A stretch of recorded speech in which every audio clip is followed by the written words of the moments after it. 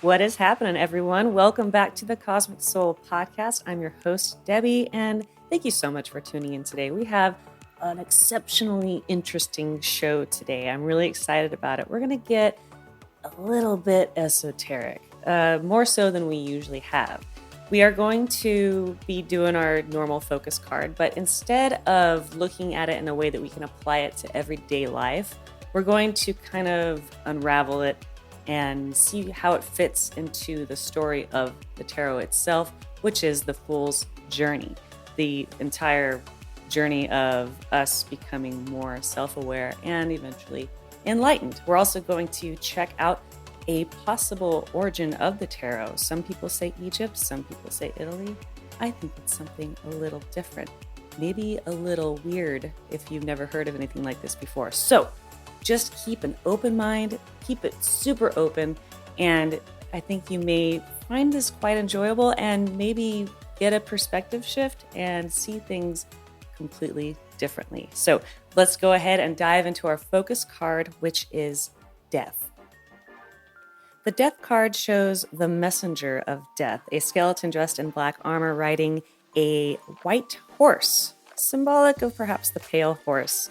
The skeleton represents the part of the body which survives long after life has left it.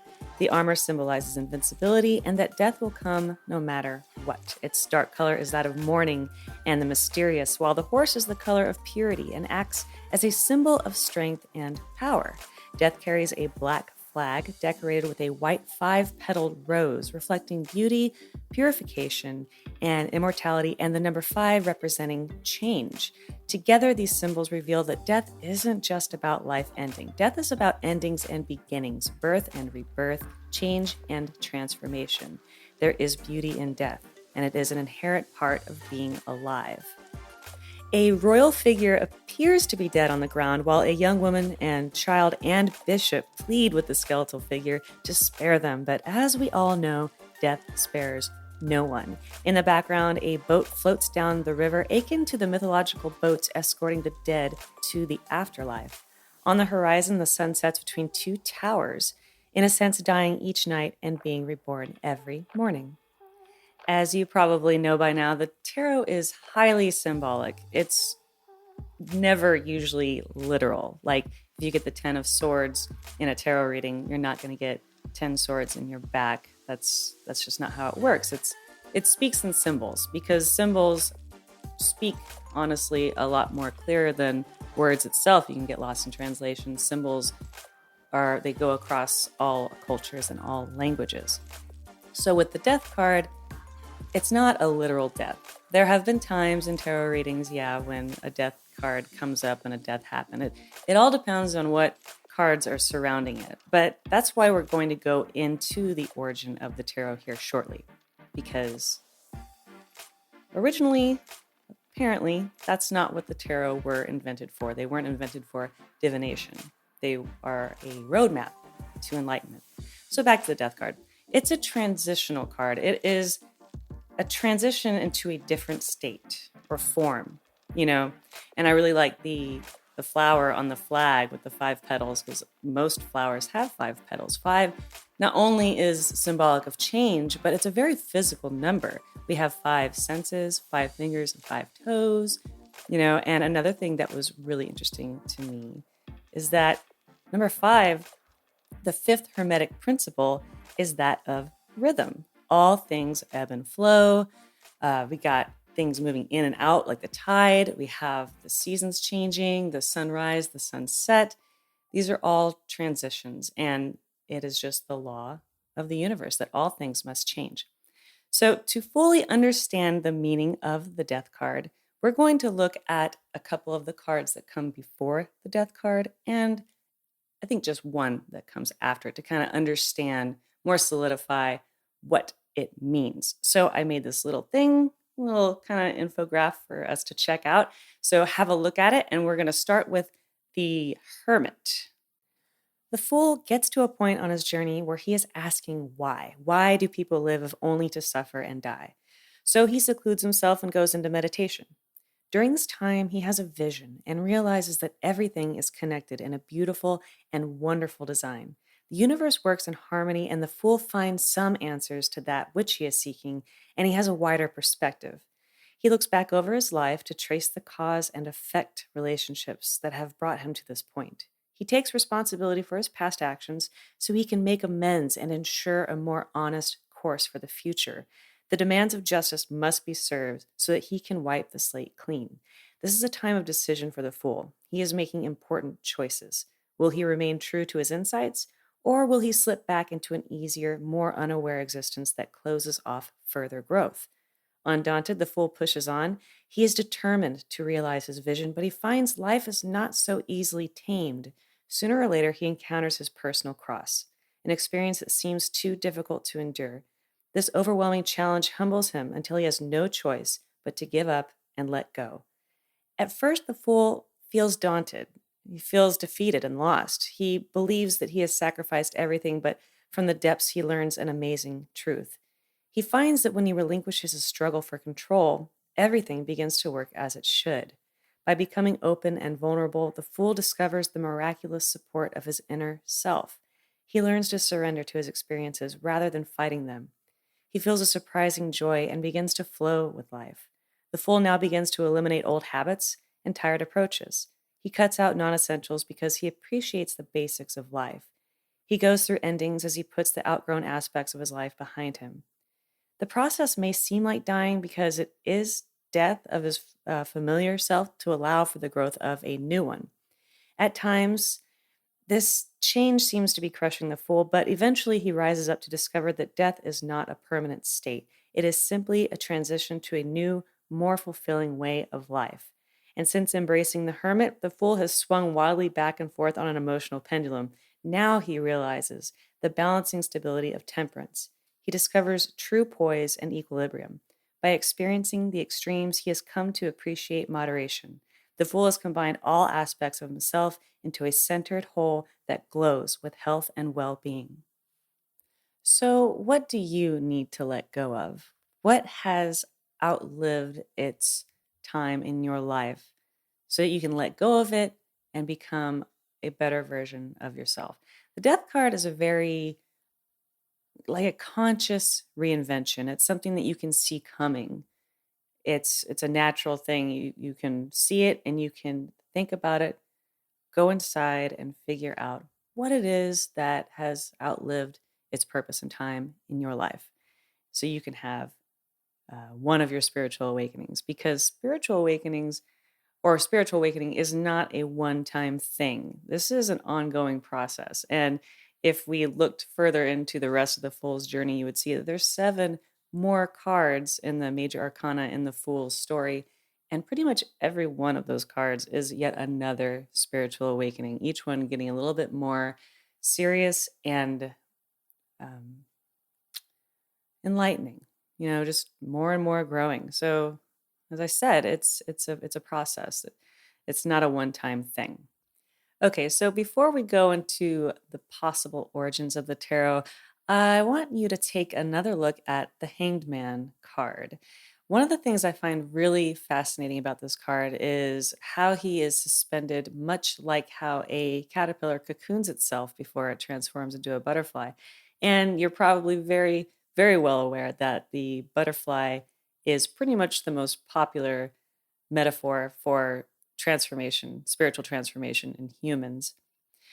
So, the actual process of spiritual awakening is not all sunshine and rainbows like you probably know yourself.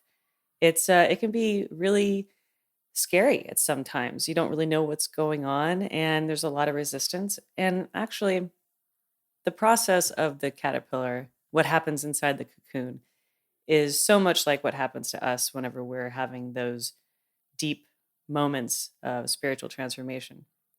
The caterpillar becomes like a caterpillar soup inside of the cocoon. It doesn't have like a solid body, it becomes like a mushy lump of caterpillar cells. And eventually, out of seemingly nowhere, these things called imaginal cells start taking over the caterpillar cells. And the caterpillar cells fight and fight for survival, trying to uh, win over these imaginal cells to keep them from taking over. But eventually the imaginal cells just reproduce and become so numerous that there's not even any caterpillar cells left. There's literally no more caterpillar, and it's all imaginal cells, pure potential. And then those become the butterfly that comes out of the cocoon. It's very, very fascinating. And that is just the nature of spiritual transformation. It gets dark, there's fighting. Another thing that I found interesting is that the famous spiritual teacher Eckhart Tolle, he said that during his dark nights of the soul, he had a lot of thoughts and images of death. So I find that pretty interesting. So, but don't get scared if you haven't had a spiritual awakening. Trust me, it's worth the process and it's worth the growth. And eventually, it is a beautiful thing. You become that beautiful butterfly, and just don't resist. Let go and go with the flow. If you've been listening and or listening to and watching this show for a while, you're probably familiar with me saying that it's important to change your outlook or your perspective, see things from a different perspective, not to get too comfortable with where you're at because change is inevitable. It's a constant thing. And that's why I think that belief structures can be really damaging to people because it really keeps them just enclosed in a box. There's a lot of resistance to change and new information, like this is how it is, this is how it's always going to be, and that's that. Don't you dare question anything. But I find that very limiting, especially for somebody like myself who is always trying to learn and expand and grow. But I went through some difficulties when I first started on my journey. I would believe in something and then maybe I would read something new or hear something new that challenged my beliefs at the time, and it would make me feel really uncomfortable. But instead of throwing out that information, I sat with the discomfort and I thought, maybe there's something here. Maybe there's some truth. And I would look into things and my beliefs would change, or maybe not beliefs, but my perspective on things would shift. And then almost like a staircase, you go up to something else. So that's why I think it's really important to just be open to new experiences and new ideas because we're never going to know exactly the truth of anything. Really, the universe is, who knows, billions, trillions, infinite years old, So we're never going to run out of chances to grow. So there was a time when my beliefs were in a certain thing. And I came across this podcast called The Reality Revolution, which is still one of my favorite podcasts. The host is Brian Scott, and he is a huge fan of something called the Law of One. You may or may not have heard this. Basically, the Law of One, simply put, is the law is everything is one. It's all about unity and harmony. And this is where things get a little wild because the Law of One was apparently channeled by a group of people at a facility called LL Research. I had never heard of this before, and I was very intrigued with it. So we have three researchers, and their names were Don Elkins, Carla Ruckert, and Jim McCarty. And Jim actually came in a little bit later, but Don and Carla had actually been researchers researching UFOs and things like that for a long time. And they had actually been perfecting the channeling process for 12 years, which is pretty intense. And they had been doing this with the purpose of it was to contact extraterrestrials and gain some insight, like philosophical information. But from January 15th, 1981 through March 15th, 1984, they started getting communication from a being calling itself Ra, which it described itself as a sixth density social memory complex. Now, apparently, and also from Venus, but apparently, a social memory complex is something that is created when a species dedicates its time to seeking gaining knowledge and all that wonderful stuff. And basically, their collective memories come together and become one giant like consciousness that can be accessed by anyone at any time. Very, very interesting, right? So I heard this stuff and I was just like, wow, this is completely new to me. And I just kept going with it. But so they talked about the law of one and how they originally came to Earth. I think it was like 11,000 years ago to Egypt to help spread the knowledge and do basically spiritual liberation for the people here.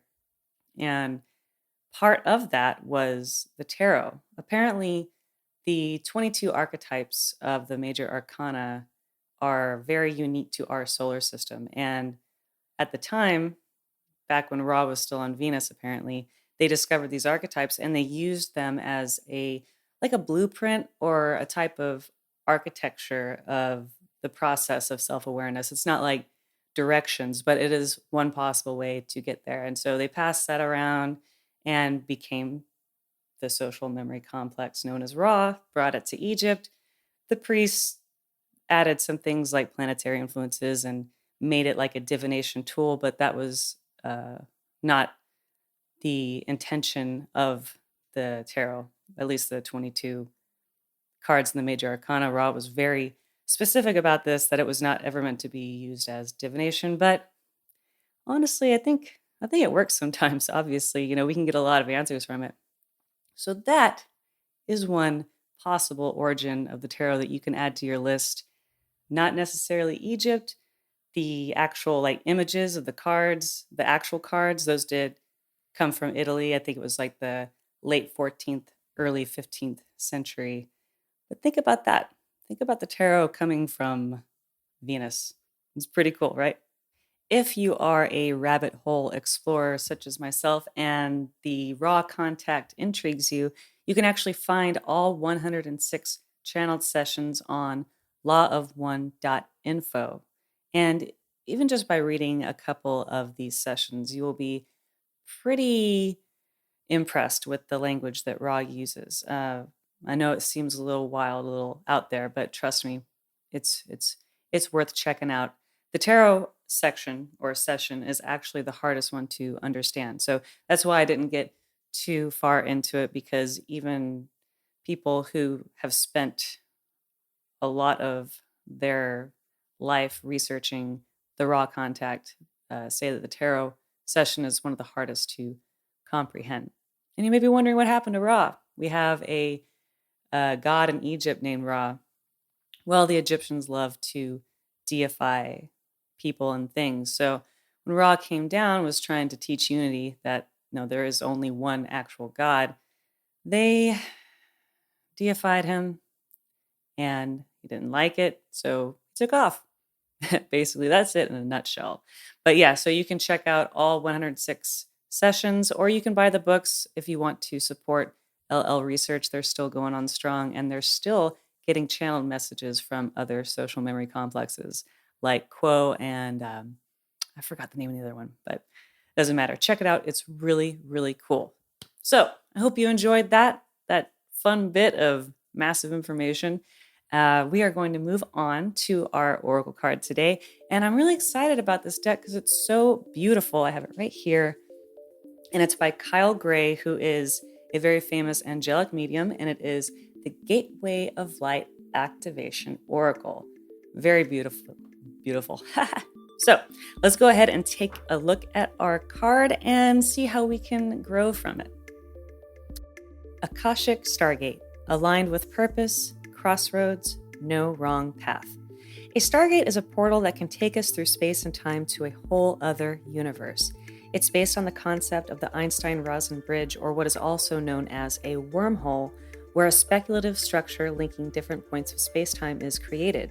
In spirituality, a stargate is less about traveling on the physical three-dimensional level and more about making progress on the spiritual. A feature of many spiritual traditions is the idea that all of us have a stargate in our heart that connects us with the central lattice of consciousness. The Buddha acknowledged we were the universe, while Jesus said, "The kingdom of heaven is within you." The Akashic Stargate transports us to a space where we are given the opportunity to make a decision to accelerate the realization of our life purpose. Whenever the Akashic Stargate is presented to you, it's because you're at a critical point on your journey. You have the opportunity to move in a particular direction and you have to make a decision. This can feel overwhelming and you may be waiting for someone or something to make the decision for you, but you aren't here to walk a path that was set for you. You're here to walk a path that you have chosen. The next phase of your journey cannot unfold until you decide which way to go. Know that whatever direction you take and whatever decision you make, you'll always be on the right path. No matter how you get there, you'll always end up in a similar space. Also know that purpose isn't about doing your duty. It's about living life and experiencing joy.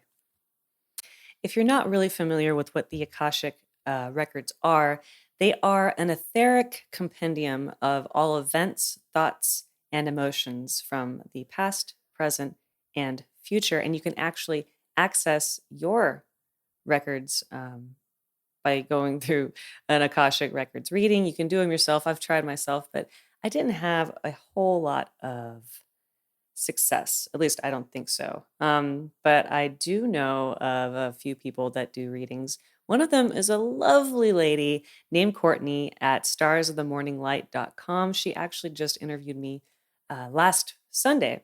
I don't know if you checked out that interview. It was really great. We talked about awakening and Reiki and all sorts of great things, but she does Akashic Records readings. So I'm going to put her link in the show notes so you can go check her out. She is a beautiful person and she is just here to spread love and light. And she's just awesome. I'm so grateful to have met her. Hey, Cortney. But yeah, go check it out sometime. Akashic Records are a pretty awesome concept and a very real thing. All right, you guys, we are going to start wrapping it up and we're going to go into our affirmations now. So let's start by taking 3 slow and deep breaths.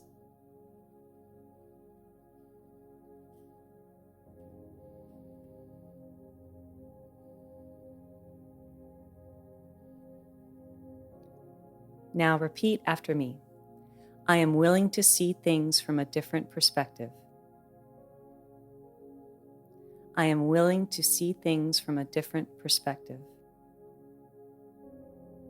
I am willing to see things from a different perspective.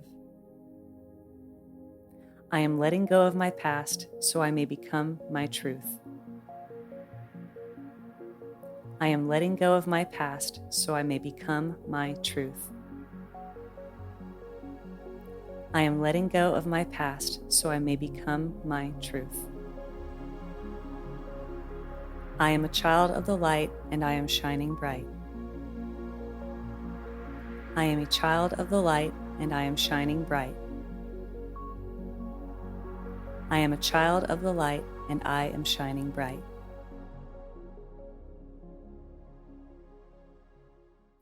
Today's challenge isn't exactly today's challenge. It's something that I challenge you to do for the rest of your life, and that is to see things from a different perspective. Don't be so married to the things that you believe in. Give yourself a chance to grow, even if it means some new information makes you feel uncomfortable. Sit with that discomfort and look a little deeper. Flip your perspective and see what you can learn from this new information and how you can grow from it. All right, guys, that's it for today's episode. I hope you enjoyed it. It was a lot different than the other ones, but I had a lot of fun and I hope you did too. Please subscribe to the show on YouTube, on Spotify, Google Play, Apple Podcasts. Leave a review if you love the show so we can get more people awakened and aligned with their purpose. You can find me online at cosmicsoulreiki.com. That's also where my blog is and a few other fun little things. I also am on Instagram if you are interested. It is Cosmic Soul Podcast. And be sure to check out llresearch.com or the lawofone.info and starsofthemorninglight.com. All right, you guys, have a wonderful rest of your day and stay cosmic.